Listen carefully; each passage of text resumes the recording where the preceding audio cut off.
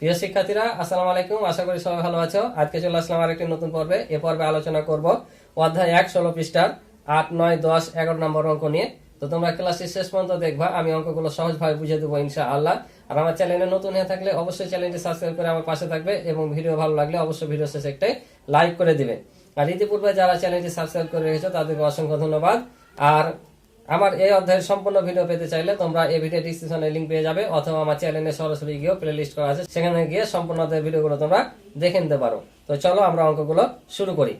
তো প্রথমে দেখো 8 নম্বর অঙ্ক বলছে, কোনো বাড়িতে 98,000 গ্রাম চাল আছে, তাদের যদি প্রতিদিন 650 গ্রাম চাল লাগে তবে কততম দিনে চাল শেষ হবে? উত্তর ক্রমবাচক সংখ্যায়। অর্থাৎ এখানে একটা পরিবারে 98,000 গ্রাম চাল আছে, প্রতিদিন তারা খাচ্ছে 650 গ্রাম করে। বলছে কততম দিনে শেষ হবে, ক্রমবাচক সংখ্যায় লিখতে বলছে। এখানে ক্রমবাচক সংখ্যাটা কি? ক্রমবাচক সংখ্যা হচ্ছে আমরা যে প্রথম, দ্বিতীয়, তৃতীয়, চতুর্থ, 11তম, 12তম, 13তম হয়ে লিখি না, এগুলোকে বলে ক্রমবাচক সংখ্যা। তো এখন এই 98,000 গ্রাম চাল প্রতিদিন 650 গ্রাম করে খাচ্ছে। তো খেতে খেতে খেতে খেতে এক সময় তো শেষ হবেই। এর শেষ হওয়াটা কততম দিনে শেষ হবে সেটা আমাদের বের করতে হবে। তাহলে বলো তো নর্মালি কী করতে হবে? এই 650 দিয়ে এটাকে ভাগ করতে হবে। আমরা যদি এটা ভাগ করি, যেটা ভাগফল পাবো সেটাই হবে উত্তর, অর্থাৎ ওই তততম দিনে শেষ হবে। কিন্তু এখানে একটা জিনিস আছে, অনেক সময় ভাগ করতে করতে কি হয়, ভাগ শেষ থাকে না। তো এই অঙ্কের ক্ষেত্রেও যদি ভাগ শেষ করতে করতে করতে করতে তোমার কিছু অংশ থেকে যায়, ওই অংশটার জন্য কিন্তু একদিন আসবে। তো কিভাবে আসবে? তো চলো আমি সরাসরি খাতায় করে দেখাই তোমাদের, তাহলে তোমরা অঙ্কটা আরও টোটালি বুঝতে পারবা। তো চলো আমরা খাতায় বুঝিয়ে দিই। তো এখানে আমি লিখে নিলাম, দেখো আমরা যদি 98,000 গ্রাম চালকে 650 গ্রাম চাল দ্বারা ভাগ করি, তাহলে আমরা এখন কি বের করব? ভাগফল। আর যদি ভাগশেষ থাকে সেটা বের করব। তাহলে আমরা নর্মালি যেভাবে ভাগ করতে হয় সেভাবে ভাগ করে ভাগফল এবং ভাগশেষটা আমরা বের করে নিব। বুঝতে পারছো? তাহলে দেখো আমরা এখন 650 দিয়ে 98,000কে ভাগ করব। ভাগ করে যা ভাগফল এবং ভাগশেষ পাবো এখানে বসাবো। তারপর ক্রমবাচকে কীভাবে করতে হবে আমি তোমাদেরকে ধাপে ধাপে বুঝিয়ে দেবো। তাহলে প্রথমে ভাগ করি। তাহলে এখানে দেখো 3 অঙ্ক আছে, এখানে 3 অঙ্ক পর্যন্ত নিব, আমাদের হয়ে যাচ্ছে, এটা বড় হচ্ছে। তাহলে আমরা 1 দিয়ে নিব, কেন 2 দিয়ে করলে বেশি হয়ে যাবে। তাহলে এখানে 650কে 650 হবে। তাহলে 0 থেকে 0 বাদ দিলে 0 হবে, 8 থেকে 5 বাদ দিলে হবে 3, 9 থেকে 6 বাদ দিলে হবে 3, আর একটা 0 নামবে। এবার কত দিয়ে নিব? এবার 5 দিয়ে নিই, 5 দিয়ে যাবে। তাহলে 0 হবে, 5 5 25 5, হাত থেকে 2, 5 6 30, আর হাতে 2 হয় 32। তাহলে বাদ দিলে 0, এখান থেকে 1 নিলাম, অর্থাৎ 10 হলো। 10 থেকে 5 বাদ দিলে 5, এখানে 1 দিলাম 3, 3 থেকে 3 বাদ দিলে 0, 3 থেকে 3 বাদ দিলে 0। আর এখানে যে একটা ঘর আছে, একটা এখানে 0 নামবে। এখন দেখো 650 দিয়ে কি 500কে ভাগ যাচ্ছে? যায় না। তো আমরা যখনই এখানে নতুন করে একটা ঘর নিব তখনই কিন্তু একবার ভাগ যায়, কমপক্ষে হলো 1 দিয়ে যায়। আর 1 দিয়ে যখন যাবে না, ছোট হয়ে যাবে, তখন কি করতে হয়? একবার 0 দিয়ে গুণ করতে হয়। তাহলে এখানে একটা 0 দ্বারা আমাকে এটা গুণ করে মিলাতে হবে। তাহলে দেখো এখন কিন্তু আর নতুন কোনো অঙ্ক নামলো না, তাই এটা হবে আমাদের কি ভাগশেষ, আর এটা ভাগফল। তাহলে আমরা এখানে লিখে দিই যে ভাগফল কত পেলাম? 150, আর ভাগশেষ হচ্ছে 500। বুঝলা? তাহলে আমরা কিন্তু পেয়ে গেলাম এখানে ভাগফল হচ্ছে 150, ভাগশেষ 500। অর্থাৎ আমরা দেখতে পাচ্ছি যে প্রতিদিন যদি 650 গ্রাম করে চাল খায়, তাহলে 98,000 গ্রাম চাল খেতে তাদের 150 দিন লাগবে। 50 দিনের পরও দেখো 500 গ্রাম বেশি থাকছে। তো 500 গ্রাম যদি বেশি থাকে, তাহলে এই 500 গ্রাম খেতেও আমাদের একটা দিন সময় লাগবে না? কম লাগুক, 650 গ্রাম না হোক, কিন্তু আমাদের সম্পূর্ণ চাল আমাদের শেষ করার কথা বলা হয়েছে। তাহলে আমাদের যদি 10 গ্রামও চালও বাকি থাকে, তাও আমাদের শেষ করতে হবে। কিন্তু আমরা একদিনে কিন্তু 600 গ্রামের বেশি খেতে পারবো না। বুঝতে পারছো? 10 গ্রামও যদি থাকে, যে মনে করবো যে 650 গ্রাম, তো 660 গ্রাম একদিন খেয়ে নি, না, সত্য আছে 650 গ্রামের বেশি খেতে পারবা না। তাহলে ওই 10 গ্রামের জন্য কি করতে হবে? আর একদিন তোমাকে সময় লাগবে, অর্থাৎ আর একদিনে তোমাকে ওই 10 গ্রাম চালই খেতে হবে, অর্থাৎ শেষ করতে হবে। তাহলে এই 500 গ্রাম চাল যে অবশিষ্ট থাকলো, তাহলে এই 500 গ্রাম চালও কি করতে হবে? আমাদের খেতে একদিন লাগবে, অর্থাৎ 150তম দিনে যা শেষ হয়েছে তার সাথে এই 500 গ্রামের জন্য 1 যোগ করে দেবো। তাহলে কত হবে? 151 হয়ে যাবে। অর্থাৎ 151তম দিনে এই চালগুলো সম্পূর্ণ কী হবে? অর্থাৎ 98,000 গ্রাম চাল শেষ হয়ে যাবে। বুঝতে পারছো? এটা হচ্ছে ক্রমবাচক। যদি সরাসরি বলতো যে কতদিন খেতে পারবে, তাহলে 150 উত্তর হয়ে যেত, ভাগশেষ যেটা থাকতে যেত। কিন্তু ক্রমবাচক যখন বলবে যেটা অবশিষ্ট থাকবে সেটার জন্য সব সময় ভাগফলের সাথে 1 যোগ করবা। কি বললাম? ক্রমবাচক সংখ্যা কত বললে ভাগশেষ যা থাকবে তার জন্য সব সময় ভাগফল যত পাবা তার সাথে 1 যোগ করে দিবা। তো চলো আমরা তাহলে করে দিই। তাহলে দেখো এখানে একটু কথা লিখে নিতে হবে শুধু, যে 150তম দিনের পরেও 500 গ্রাম চাল অবশিষ্ট থাকছে। তাহলে অতএব এই যে 150-এর সাথে কি বললাম, ভাগফলের সাথে সবসময় কি করতে হবে, 1 যোগ করতে হবে। তাহলে 150 যোগ 1 সমান সমান 151তম দিনে 98,000 গ্রাম চাল শেষ হবে। বুঝতে পারছো? তাহলে 150 যোগ 1 সমান 91তম দিনে 98,000 গ্রাম চাল শেষ হবে। তাহলে বুঝলা, যখনই ক্রমবাচকে বলবে ভাগশেষ যত থাকবে তার জন্য ভাগফলের সাথে 1 যোগ করে দেওয়া, তাহলে হয়ে যাবে। তো আশা করি বুঝেছো। তো পরের অঙ্কটা দেখি চলো। পরের অঙ্কটা বলছে যে একটি বই তৈরি করতে 138 তা কাগজ লাগে, 70,000 তা কাগজ দিয়ে কয়টি বই তৈরি করা যাবে? তাহলে বলছে একটি বই তৈরি করতে এতটা কাগজ লাগছে, 70টা কাগজ দিয়ে কয়টি বই তৈরি করা যাবে?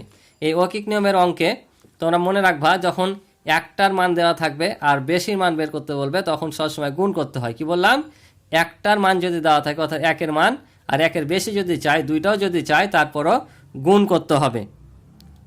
আর যদি অনেকগুলোর মান দেওয়া থাকে আর একটির মান চাই, একটি, তাহলে ভাগ করতে হবে। মনে করো 10টির মান দেওয়া আছে, একটার মান প্রত্যেকের বলেছে বা একটির মান বের করতে বলেছে, তখন ভাগ হবে। বেশি বললে গুণ আর কম হলে ভাগ। ঠিক আছে? তাহলে এবার বলো যে তোমরা এটা কি করতে হবে, গুণ না ভাগ? বলো তো।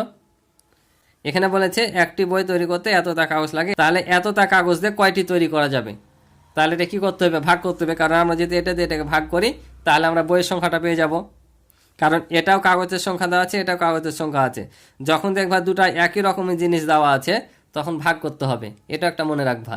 যেমন এখানে দেখো দুটাই চাল ছিল তাই ভাগ করেছিলাম, এখানে দেখো দুটাই তা কাগজ আছে, তার মানে এটা দিয়ে এটাকে আমাকে ভাগ করতে হবে। এভাবেও তোমরা বুঝতে পারবা। ঠিক আছে? তো এখন অঙ্কটা যখন সাজাবা তোমরা কিভাবে সাজাবা, এখানে একটা জিনিস লক্ষ্য করবা যে উত্তর চেয়েছে কি, উত্তর যেটা চাইবে সেটা সবসময় ডান পাশে থাকে। কি বললাম? উত্তরটা যেটা চায় সেটা সবসময় ডান পাশে থাকে। এখন উত্তরই কোনটা চেয়েছে কিভাবে বুঝবা? তো উত্তর কি চেয়েছে সেটা বোঝার জন্য এই যে কত বা কয়টি যে কথাটা থাকবে, অর্থাৎ প্রশ্নবোধক কথাটা থাকবে, তারপরে যে কথাটা লেখা থাকবে সেটাই আমাদের উত্তর বের করতে হয়। যেমন এই অঙ্কের ক্ষেত্রে বলেছে দেখো কয়টি বই তৈরি করা যাবে, কয়টি বই, বই বলেছে কিন্তু তা কাগজ বলেনি, কিন্তু বইয়ের কথা বলেছে। তার মানে আমাদের কি উত্তর বের করতে হবে, বই বের করতে হবে, বইয়ের সংখ্যা। আর এখানে আমাদের বইয়ের সংখ্যা চেয়েছে, তাহলে আমরা কিভাবে সাজাবো, বইয়ের সংখ্যাটাকে ডান পাশে রাখবো। তাহলে আমরা লিখবো এখানে যে 138টা কাগজ লাগে একটি বই তৈরি করতে, অতএব এতটা কাগজ লাগে। তো চলো করি, তাহলে বুঝতে পারবো। তাহলে কি লিখবো, 138টা কাগজ দিয়ে বই তৈরি করা যাবে কতটি? একটি বলেনি, একটি। অতএব 70,000 তা কাগজ দিয়ে বই তৈরি করা যাবে। তাহলে 70,000 ভাগ হচ্ছে 138। সব সময় কিন্তু এই বড় সংখ্যাটা সামনে দিবা। ঠিক আছে? আরও যখন আমরা পরের অধ্যায়গুলোতে অকিক নিয়মে যাব তখন কোনটা বসে আগে সেটা আমরা তখন বুঝাবো। আর এখন যখন এরকম ভাগ করবো আমরা তখন সবসময় বড় সংখ্যাটা আগে দেবো। ঠিক আছে? তো চলো আমরা ভাগ করি। তো দেখো আমি এখানে ভাগ করে দেখা দিছি, তোমরাও এখানে ভাগটা করে দেখা দিবা, ভালো হবে। ঠিক আছে? অন্য জায়গায় যেহেতু করতে হবে এখানে করে দিবা। তাহলে প্রথমে দেখো এখানে 3টা অঙ্ক আছে, তাহলে 3 অঙ্ক পর্যন্ত নিব, হয়ে যাচ্ছে আমাদের। তাহলে প্রথমে কত দিয়ে যাবে, এখানে এখানে যাচ্ছে আমাদের 5 দিয়ে নিই। 5 দিয়ে নিলে 5 8 40, হাত থেকে 4, 3 5 15 আর 4 হবে 19, 19 9, হাত থেকে 1, 5 5 আর হাতে রেখে 6, 690।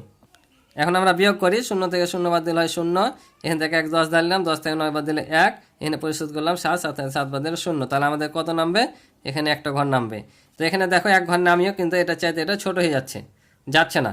তাহলে আমাদের কি করতে হবে, এখানে আর একটা 0 নামাতে হবে। আর এখানে একসঙ্গে আমরা জানি ভাগের নিয়মে একটা করে অঙ্ক নামাতে পারি, কিন্তু দুটো একসাথে যখন নামাবো তখন এখানে কি করতে, একটা শূন্য নিতে হয়। বুঝতে পারছো? তাহলে শূন্য নিলাম। এবার কত দিয়ে যাবে? এবার আমরা 7 দিয়ে গুণ করি এটাকে। তাহলে 7 দিয়ে যদি গুণ করি 7 8 56 6 হাতে থাকে হচ্ছে 5, 3 7 21 আর 5 হচ্ছে 26, 26 6 হাতে থাকে 2, 7 থেকে 7 আর 2 হচ্ছে 9। এখন যদি আমরা এটা বিয়োগ করি তাহলে কত হবে দেখো, 0 থেকে 6 বাদ দেয় না, কত নিলাম? 1 10 ধার নিলাম।